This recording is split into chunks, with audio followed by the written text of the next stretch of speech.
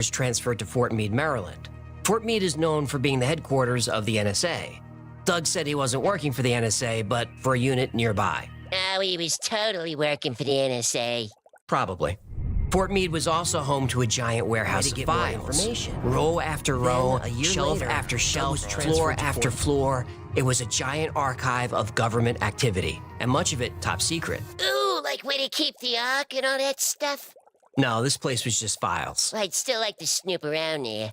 So would I. Doug played it cool. He introduced himself to the archivist and showed him his credentials. Doug asked if there were any files about archaeological sites in Alaska.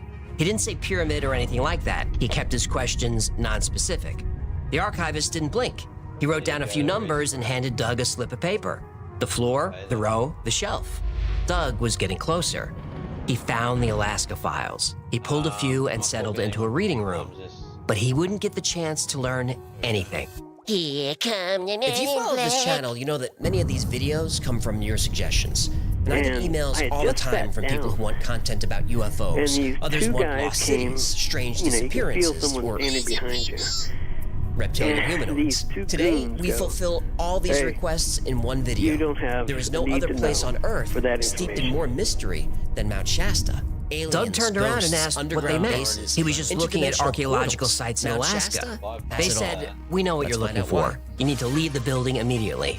Doug asks why.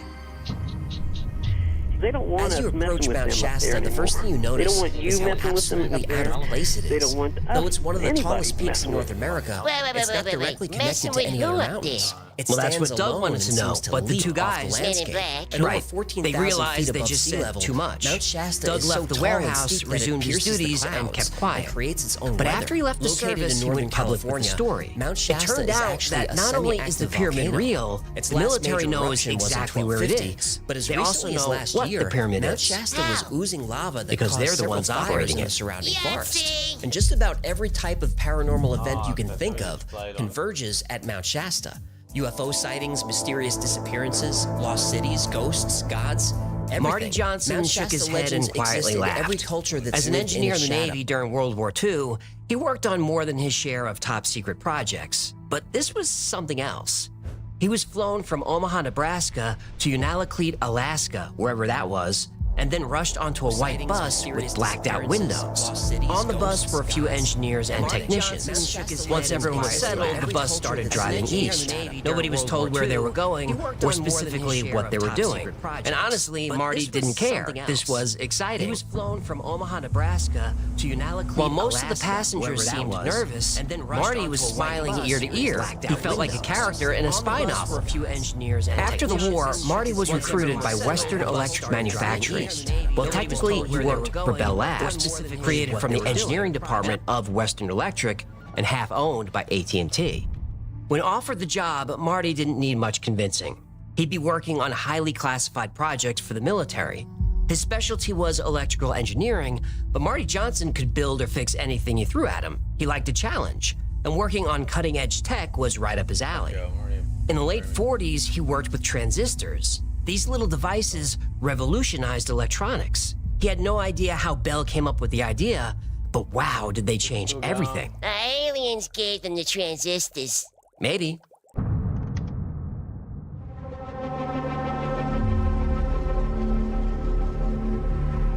Well, here it was, 1959, and Marty felt he was helping invent the future. He couldn't tell his family where he was or what he was doing, but they understood that his work, whatever it was very important. After a 6-hour bumpy ride, the bus finally stopped. When the door opened, the cold Alaska air rushed in like a punch in the face. Stepping out of the bus was even more shocking. After 6 hours in the dark, the bright white Alaskan landscape was overpowering. Marty lifted his collar, shielded his eyes, and walked with his colleagues. Once his eyes adjusted, Marty became confused. There was nothing here. Ice, snow, mountains, that's it. Then he heard a shout from up ahead. Two men in uniform stood next to what looked like a concrete shed in the middle of nowhere. Marty would need answers soon. The cold wind was taking the fun out of this adventure. The group shuffled into the shed. The officers came in last and closed the door. In unison, everyone sighed in relief. One of the officers told the group to grab the rail and hold on. He yanked a metal gate across the door and pushed a button. With a quick jerk, the platform began dropping. Now Marty understood. The shed was just an entrance to this elevator shaft. As the elevator descended, the temperature warmed a bit. It was still cold enough to see his breath, but at least they were spared from the biting wind. And after daydreaming a bit, Marty realized they'd been going down for a long time. The elevator finally stopped. The officer opened the gate and gestured for everyone to step out. Marty followed the group out into the hallway. It looked like every military office building he'd ever been in. The gray concrete floor and walls painted green beige, the constant buzzing of overhead fluorescent lights, all too familiar. The group started moving again. Marty felt like he was on a museum tour, just following the crowd. They passed plenty of doors, so this place must be bigger than it looked. The doors had no names, only numbers. Clean, simple, efficient. Definitely military. The officer up front raised his voice a bit so everyone could hear. Before they started their 4-week orientation, they would get to see the project. Finally, Marty thought. Judging by the murmurs in the group, he wasn't the only one becoming impatient. After making a few turns here and there, they reached the end of the hallway. They were standing in front of a huge steel door. It had to be 15 feet high and wide enough to drive a car through. The officer grabbed a red phone receiver off the wall and spoke into it. Marty couldn't hear, but he chuckled to himself as he imagined the officer saying, "Open sesame." From somewhere, there was the sound of metal on metal, and the door began to slowly swing open. Not only was the door tall and wide, it had to be a foot thick. What could be in here that required security measures like this? Was it nukes? Marty hoped it wasn't nukes. Oh, here we go. They walked through the door into a giant cavern. Then Marty saw it, and everything made sense. The blacked-out windows, the secrecy, the security. The officer proudly announced, "Gentlemen, welcome to the Dark Pyramid." Can't remember, subscribe, merch, personalized, no.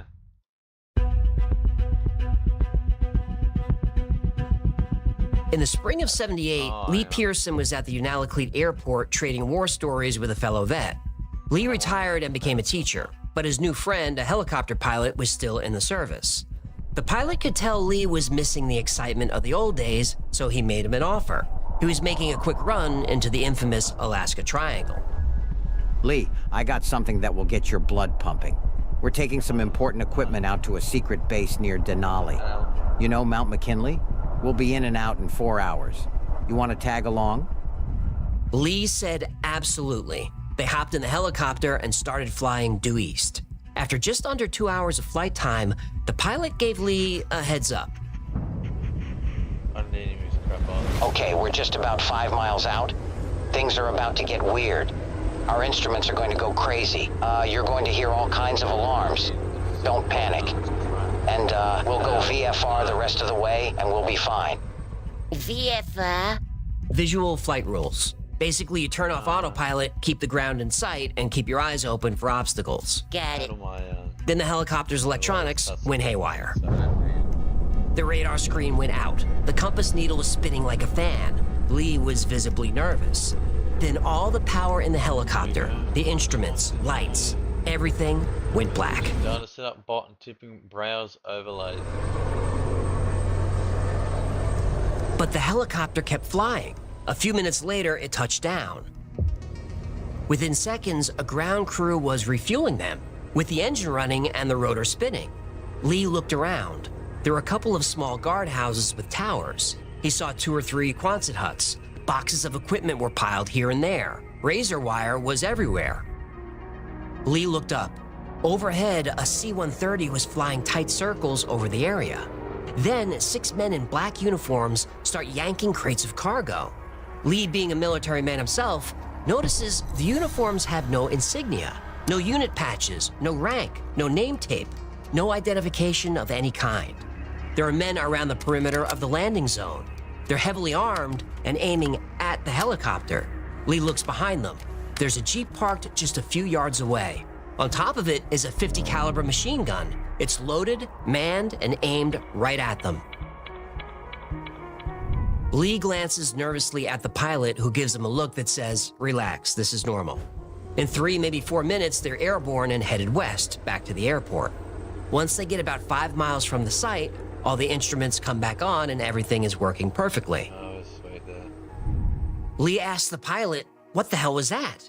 The pilot looks at Lee, taps his headset, and holds his finger in front of his mouth. Yeah, they'd be listening to the radio. Yep. At a small bar near the airport, the 3 men sit at a quiet table in the back.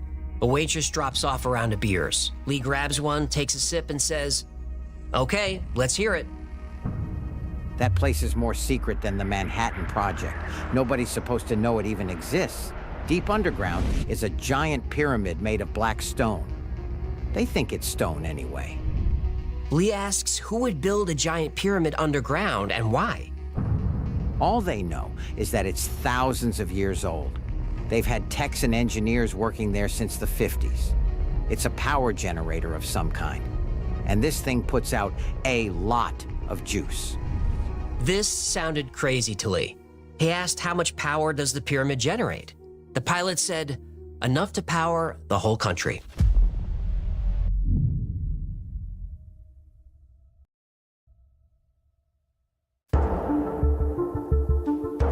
Pyramids as power plants. Sounds like science fiction, but if made of the right materials, it could possibly work. I have an entire episode on how the Great Pyramid of Giza could have created energy, and there's scientific evidence that supports this theory. Pyramid power, link below. Marty Johnson was very specific about the site and the technology.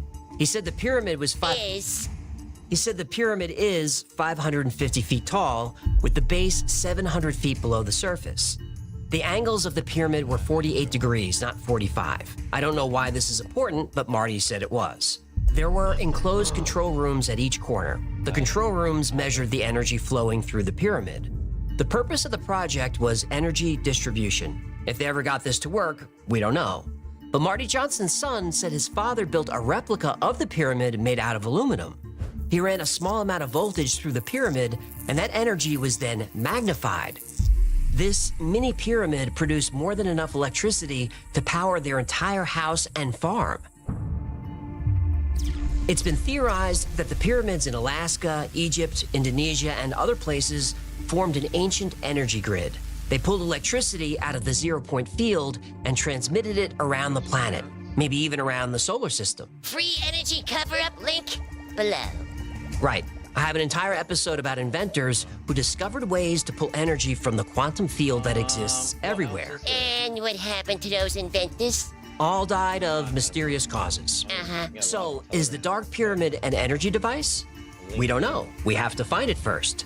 And some people think they have. Rumble. Maybe Steam. Go live on Steam.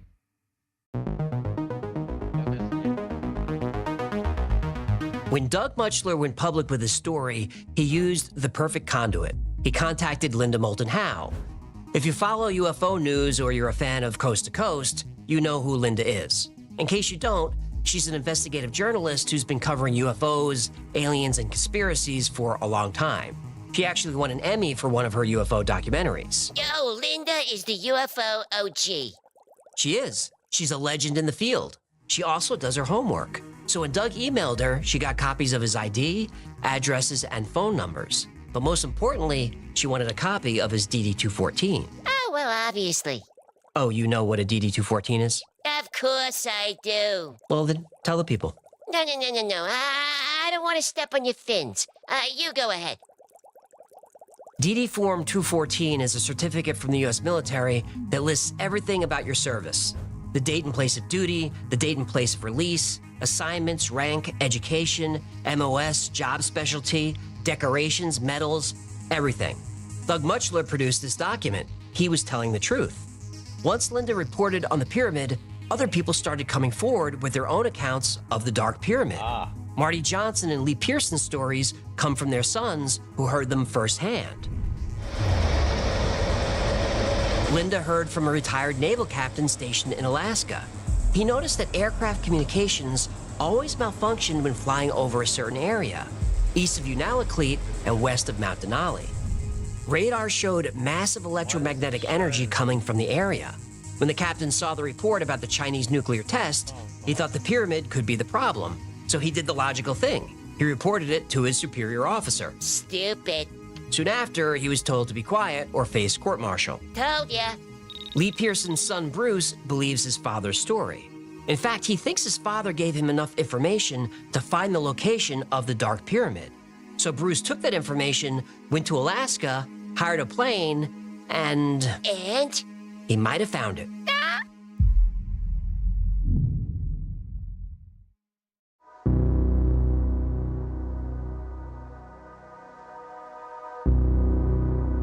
Bruce Pearson's father said the Dark Pyramid was east of Unalakleet and west of Mount Denali, so Bruce hired a pilot to take him to that location. If the base was out there, there would be signs of human activity.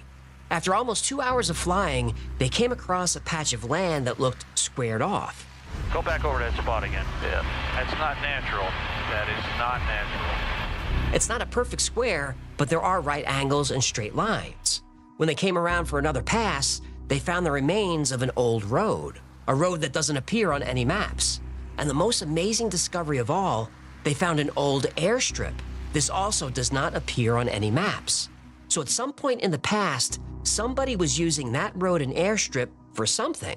The nearest marked road is almost 100 miles away. This area is also pretty close to coordinates sent to Linda Moulton Howe by another retired Navy officer. This is the location. Using Google Earth, some people claim they can see an outline of a former compound or structure. I'm not sure I can make anything out, but I linked the coordinates below if you want to see for yourself. One man actually hiked to the coordinates to see with his own eyes. In May 2020, Nathan Campbell hired a plane to fly him to Carrie Lake in Denali National Park, just a few miles from the pyramid's alleged location. He told the pilot to pick him up at the same location in 4 months. 4 months? Yep, but Nathan was prepared. He had good gear, plenty of food, and a satellite communicator to let him radio his family. But after just a few weeks, he stopped checking in. A search team found his campsite. His gear was still there, but no Nathan. He kept a diary. The last entry said, "Went to get water." He's never been found. Some speculate that he actually was found, that he discovered the location of the Dark Pyramid and was deleted. But something to keep in mind, the location of the Dark Pyramid is in the Alaska Triangle. Ah! The underground base? Yep. For 20 years, the CIA operated Project Stargate. This was essentially a psychic spy project. Stargate did a lot of different things, but its primary focus was remote viewing. Remote viewing is projecting your consciousness to any place on Earth. Project Stargate link below. But if you were psychic, you already knew that. One of the most talented remote viewers was Pat Price. Pat was able to see an underground base hidden inside a mountain right in the middle of the Alaska Triangle, Mount Hayes. Mount motherfucking Hayes. Okay, that's enough. Mount motherfucking Hayes link below. Pat discovered that the base was operated by humans and aliens working together. I bring this up because Linda Moulton Howe found a witness who remote viewed the Dark Pyramid. She first saw a small building. She went in. Then she saw an elevator that went hundreds of feet down. She followed that. Then she found herself in what looked like a military facility. There was a lab. Then she saw a huge black sloped wall. She pulled away a bit. It was the Dark Pyramid. All around the pyramid was equipment, lights, people working. It was very busy. She scanned the area and found a network of hallways and tunnels. She saw offices, sleeping areas, a kitchen. Finally, she found herself with a group of people being taken on a tour by the facility's leader. She was stunned. The tour guide was not human. It was human-like, but definitely not human. Then she learned the true purpose of the Dark Pyramid. It is an energy device. It's a charging station for UFOs. There have been over 6,500 UFO sightings in the Alaska Triangle. It's one of the most active UFO hotspots in the world, and now we know why. The craft are using the pyramid for energy. And that's why the military never got it to work, and they never will. The aliens in charge don't work for us. We work for them.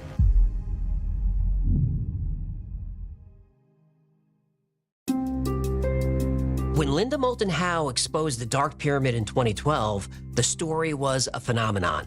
And it's easy to see why. We've got credible witnesses and evidence of human activity in the middle of the Alaskan wilderness. Thousands of people really do go missing in Alaska every year. There really are thousands of UFO sightings there. But is the Dark Pyramid real? Well, let's dissect it. Our first witness is Douglas Mutchler, a former military intelligence officer. Now, believers in the story say he's a very credible witness. He's provided documents that prove he is exactly who he says he is. That's true. But if you follow this channel, you know how I feel about whistleblowers from military intelligence. I don't trust them. I'm not saying every one of them or any one of them is lying, but some of them are. We know Richard Doty's shady history of spreading disinformation within the UFO community. Hal Puthoff, Christopher Mellon, Luis Elizondo, David Grush, and now Doug Mutchler, all whistleblowers, all connected to military intelligence.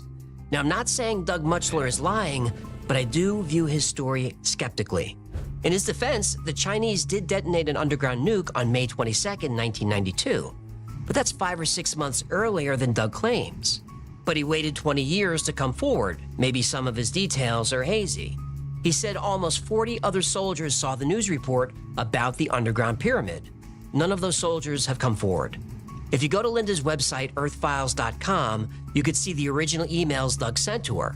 The details change a little over time.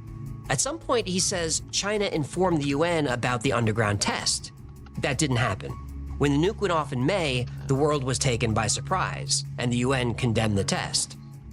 Still, he says this happened late November, early December 1992. There was no nuclear test done then. There just wasn't. So there'd be no news report of it. But what's interesting is there was a major earthquake in Egypt in October 1992.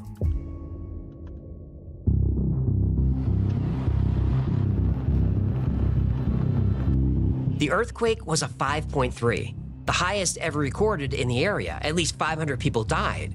The UN did come in to provide aid and monitor any damage to the ancient sites. There was news coverage of that for weeks because people were worried about the Sphinx and the pyramids. Now, it's possible, it's even likely, that Doug is conflating a few different memories. And there's no shame in that. Human memory is notoriously bad. But what about Lee Pearson and his son Bruce? Well, we only have Bruce's word. Same with Marty Johnson. These were real people, no doubt, but they haven't given us any physical evidence, only their word. And what about remote viewers? Do you believe them? For the most part, I don't. But I do believe Pat Price saw something under Mount... Not only do I believe in Pat Price's ability, I believe he was killed because of it. Check out the episode on Project 8200. I get into all the details. The last and most important name in the story is Linda Moulton Howe. I followed her work for years. She was great whenever she was on Coast to Coast with Art Bell. But she is a true believer.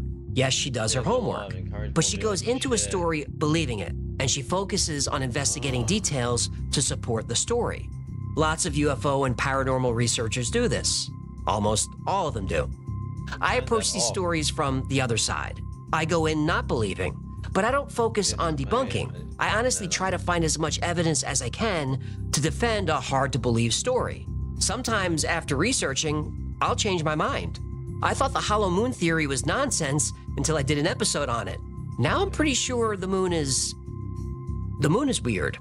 I thought crop circles were 100% man-made, but after researching, I can tell you this for sure. Almost 100% are man-made, but there are a few that can't be explained or debunked. They just can't.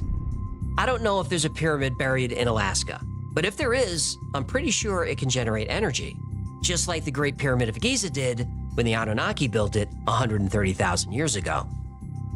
Prove me wrong.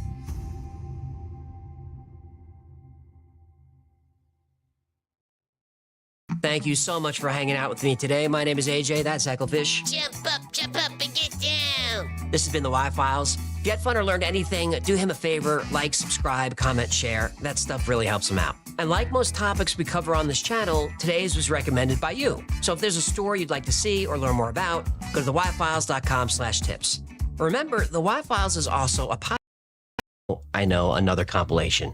But I promised you a new video last week, and you got it, and you're getting a new one next week. I promise. We're getting caught up. In the next few weeks, we'll have more CIA cover-ups, some UFO stories. I'd also like to talk about portals and stargates. Yes! I think you're going to like what's coming. So today we're revisiting ancient mysteries, and we do a lot of those on the channel, but I try to keep these compilations under or about 3 hours, so maybe we'll have to follow up with part 2 at some point. We're gonna need more than that. We probably are. All right, we're going to start with the ancient city found in the Grand Canyon. A man named G.E. Kincaid allegedly found an ancient underground city full of relics that he thought looked Egyptian or maybe from the Far East, but they were definitely thousands of years old.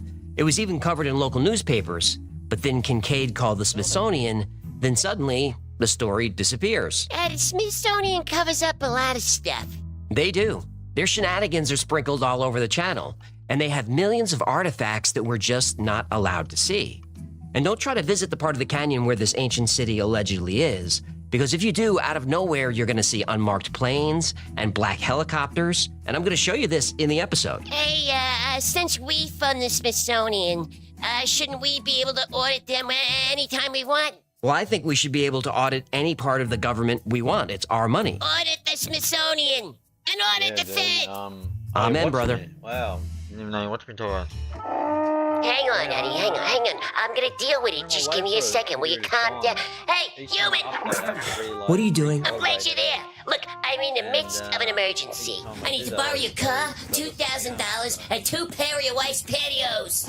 What is going on? You were supposed to be here 2 days ago, But but... there's been extenuating circumstances. Extenuating circumstances. It means beyond my control. I know what it means. Okay, so car, cash, pantyhose, stat. Just calm down a minute. What is the emergency? Gertie and I have a photo shoot for the Modern Goldfish. What the heck is the Modern Goldfish? Hello, it's a goldfish lifestyle magazine. You haven't seen copies of it in my bathroom? Yeah, I don't go into your bathroom. I was in there 6 months ago, and I'm still in therapy.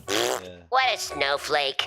So the Modern Goldfish is doing a profile on me, and I got my Rolex, my bespoke suit, and now I just need a nice close shave. What does any of this have to do with me? Well, I need $2,000 for disposable razors. $2,000 for razors? Razors are expensive, and Gertie also needs a shave. I'm not using her razors again. You ever try to shave your face after your wife uses your razor for her legs? Well, yeah, the razor gets dull. Well, imagine your wife's legs were the size of a camel hump. I don't want to imagine that. Well, I used one of Gertie's razors, and I thought I was going to rip one of my gills off. I don't want to damage my moneymaker.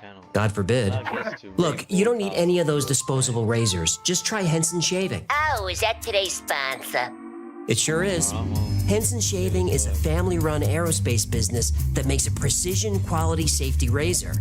The Henson AL13 has a cost of ownership that's way less than disposable or electric razors. It's completely plastic-free, and the replacement blades cost about 10 cents each, so you can always have a safe, close shave. Ooh, this sounds fantastic. It is, and there aren't any subscription programs or monthly deliveries. Just a solid, long-lasting, dependable razor.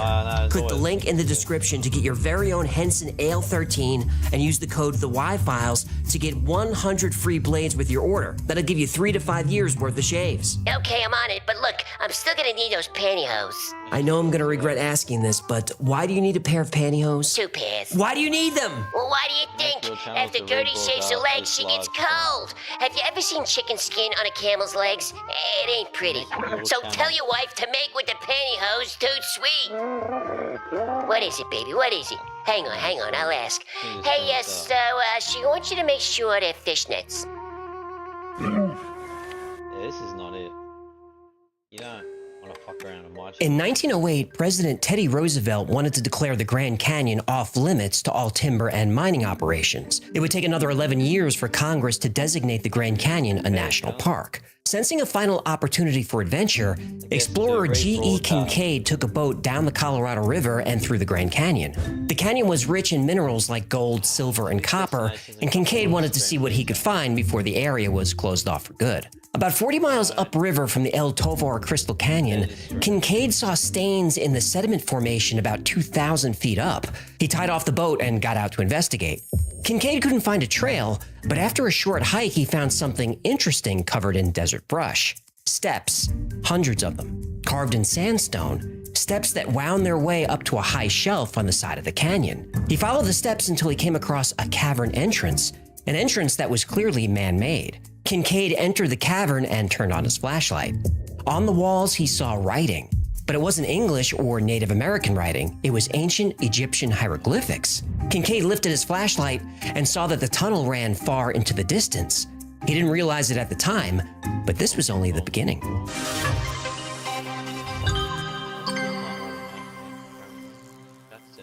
When G.E. Kincaid tied off his small wooden boat to investigate the strange coloration of the rock wall, he was hoping to find clues that would lead him to a mineral deposit. He wasn't expecting to find hieroglyphics.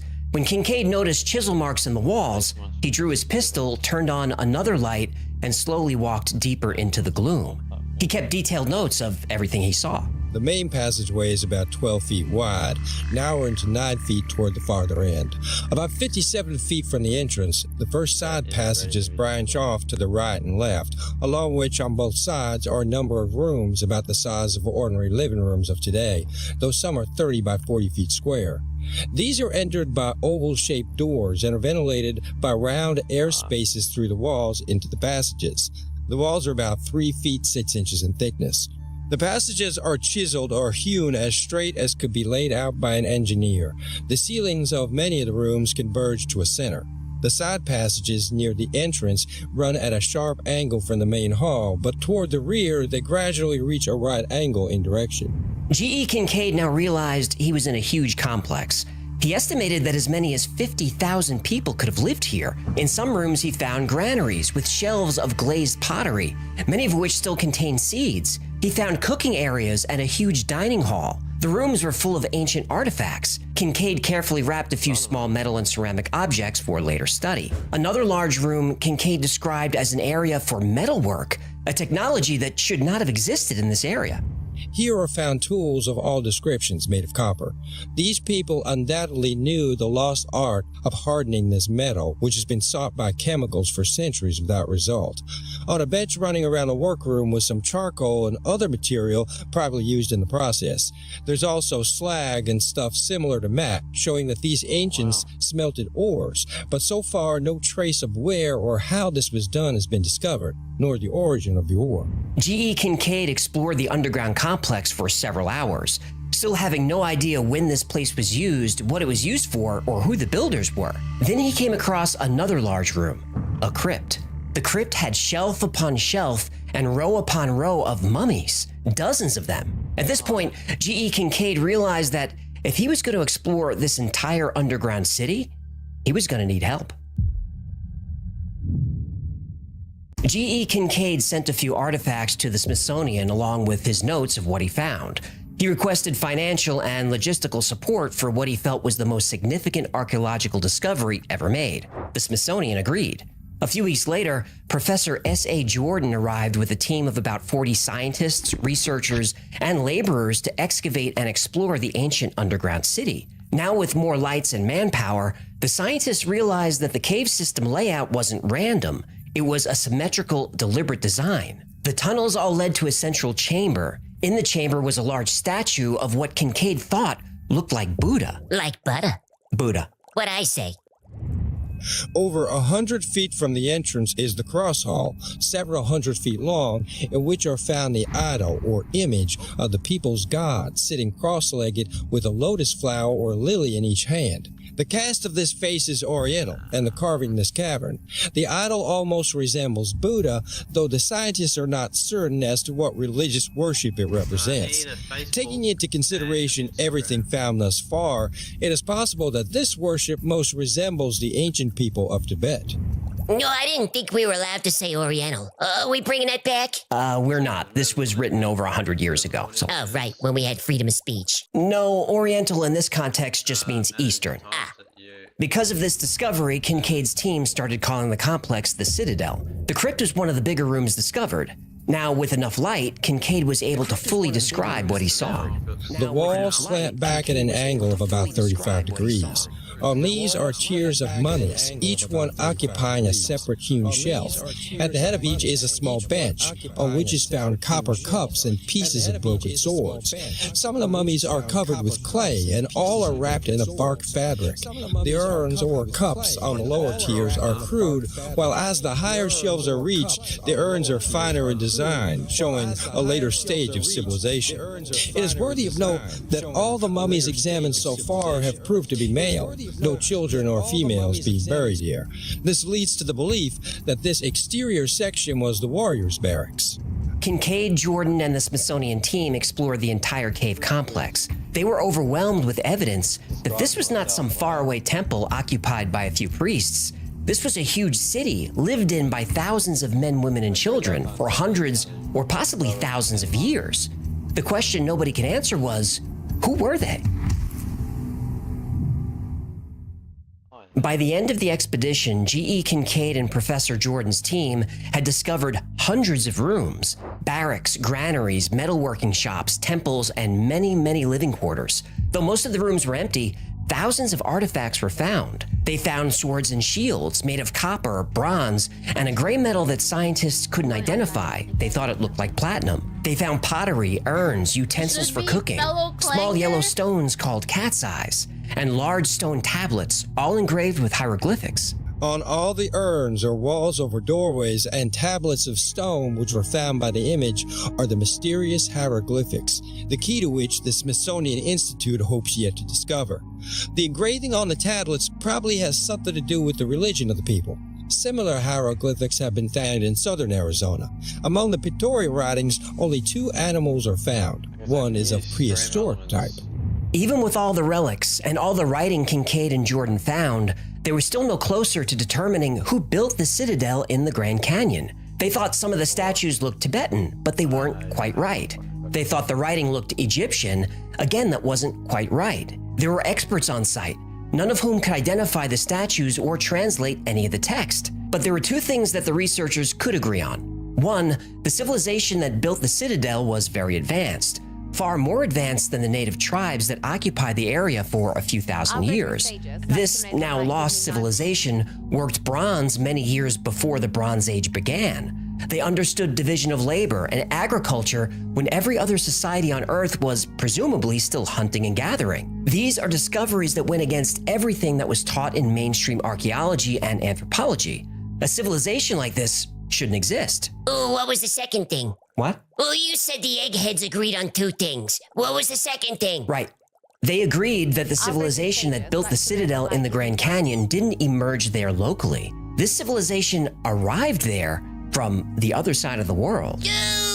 Kincaid and Professor Jordan sent boxes of artifacts and books full of notes and drawings back to the Smithsonian, along with their hypothesis that an ancient civilization existed in the Grand Canyon thousands of years before Native Americans arrived in North America.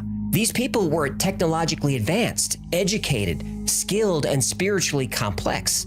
And these people originated somehow in Egypt or Asia. Kincaid wanted more resources and a larger team to help them research the citadel and search the Grand Canyon for more evidence of this lost civilization. Their request was denied, and G.E. Kincaid and Professor S.A. Jordan were never heard from again. Son of a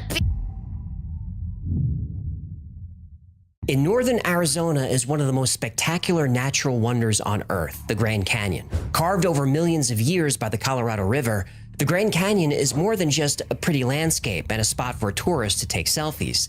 It's a place of deep spiritual significance for the people who've lived in the area. The Hopi, Navajo, Zuni, Apache, and several other tribes have lived around the Grand Canyon for several thousand years. They still do. Hopi mythology says that from the Grand Canyon, the first people of the world entered. The story says that many thousands of years ago, a reptilian race emerged. lizard people! Yep. Hey, how many times do lizard people have to come up in these stories before you believe in him? I guess I'm gonna need a few more. Lizard people are gonna keep popping up. You'll see. Thousands of years ago, a reptilian race, Lizard people. lizard people, emerged from the Grand Canyon and changed into humans. Lizard people are shapeshifters. That would seem to be true. Other Pueblo cultures like the Zuni and the Acoma have similar legends that there were people there before the tribes. Lizard people legends? Well, some legends say reptilians were there. Other legends say a race of giants were there. Ooh. And there are rumors that skeletons of giants have been discovered all over the western United States, but the evidence has been suppressed. Suppressed by who? The Smithsonian. Of course. Something I've learned from doing this show is that all myths and legends do carry a little bit of truth. We already have evidence that people landed in North America before Columbus. The Vikings famously explored and settled parts of Newfoundland 500 years before the quote-unquote New World was quote-unquote discovered. And there's growing evidence that ancient Chinese explorers landed in North and South America before the Vikings. But landing on the east or west coast of America is one thing. Getting to the Grand Canyon is a whole other thing. How could people get there? And even if they could, how did they have the technology to excavate millions of tons of rock in order to build an entire underground city? Well, we may have known the answer to that question for 1,000 years. Traveling from Europe and Asia to America thousands of years ago was almost impossible. Almost. Many brave people did it. But traveling to the Grand Canyon is a much more difficult task than landing on a California beach. To get to and build in the Grand Canyon requires technology. The Hopi have a very intriguing legend about the ant people. These are humanoid creatures that are smaller than humans with pale skin and large eyes like an insect. Aliens. According to legend, a series of cataclysms hit the earth many thousands of years ago. Younger Dryas. The Hopi were on the verge of being destroyed. A sky god emerged from what they called a moving star. UFO. The sky god brought the Hopi to the ant people, who escorted them to underground caves for protection. The sky god then got back into his moving star and flew off above the clouds. The Paiute have a legend about the Havmusuvs. They're usually described as being humanoid in shape with golden skin and large eyes. Aliens. They lived in a vast underground city and traded with faraway people. They possessed weapons that the Paiute described as silver tubes that shot lightning and can kill a man instantly. Phases. And the most interesting part of the Havmusuv legend? They supposedly flew silver canoes in the sky. UFOs. These craft made a humming sound and could maneuver like an eagle and move at great speeds. Most ancient cultures have a flood myth. They describe a global disaster that melted the ice caps and caused sea level to rise 400 feet. Entire cities were wiped out, maybe even entire continents. Atlantis. Most of these flood myths also talk about how, after the waters receded, a godlike people came down from the sky. These gods gave humans the gift of civilization and taught them things they had forgotten before the Great Flood. Things like writing, astronomy, and agriculture. Could the city in the Grand Canyon be evidence of this time in history? And if it is, why would anyone want to suppress it? All the information in today's episode comes from 2 front-page articles from the Phoenix Gazette published in 1909. In the years since, mainstream researchers have decided that the articles were a hoax, a fantastic story designed to sell newspapers. 19th century clickbait. Yep. The media hasn't changed much. Unfortunately, that's true. But many people believe the story is real, and the Smithsonian is covering it up. Smithsonian Public Relations, Marion speaking. Hold on. Hello? Hello? I'm here. Sorry, I was on hold a long time. How can I help you? They transferred me to Marion. Yes, this is Marion. Okay, great. My name is AJ, and I'm with the Y-Files. We're a YouTube channel that covers mysteries. Did you say you're from YouTube? The Y-Files is a channel on YouTube, yes. Okay. Okay, I wanted to talk to you about an article that was in the Phoenix, Arizona Gazette in 1909, and they sent me to you. I was hoping to ask you a couple of questions about that. Okay, let me stop you. No Egyptian artifacts of any kind have ever been found in North or South America. Sounds like you've given that speech before. Yes, I get this call a couple of times a year. I can tell you that the Smithsonian has never been involved in anything like this in the Grand Canyon or anywhere. So, G.E. Kincaid. There's no record of anyone by that name ever working for the Smithsonian. The whole thing is a hoax. Yeah, that's the prevailing belief, but the Smithsonian has been accused of covering this up, so... Yeah, I don't have a response to that. You probably don't want to talk about giants or giant skeletons, huh? Goodbye. That's the official story. Kincaid's cave is a hoax, so no reason to try and find it, nothing to see here. Even Kincaid himself wanted to keep people out. First, I would impress that the cavern is nearly inaccessible. The entrance is 1,486 feet down the sheer canyon wall. It is located on government land and no visitor will be allowed there under penalty of trespass. The scientists wish to work unmolested, without fear of archaeological discoveries being disturbed by curio or relic hunters. A trip there would be fruitless, and the visitor would be sent on his way. Whether at the request of the Smithsonian or just to protect his find, it was clear that Kincaid wanted to dissuade people from finding the Citadel. But even over 100 years later, that wouldn't stop people from trying. And some of those people, they say they found it. Jerry Wills and his wife Kathy have been studying the Kincaid Cave mystery for years. Their approach was find the original base camp of the explorers, which would lead them to the cave. After years of research and exploring the area where G.E. Kincaid said he found the cave, Jerry and Kathy found a location covered in artifacts from that time. And on the canyon wall just below this area, they believe is the entrance to the underground city. Exploring is difficult though. The entire area where the cave is supposed to be is designated off limits by the federal government. Yo, I saw that coming. About 1,000 caves have been discovered in the Grand Canyon, many of them man-made, but only about 30 have been mapped, and many of those have been sealed. Ooh, I close them off. Oh, for your safety. That's a bunch of bullshit. Yeah, I don't buy the safety excuse either. There are plenty of people who'd be willing to take the risk, and they'd be willing to sign a waiver that says the government isn't responsible if something happens. In fact, people have tried this. The government still says no, it's too dangerous.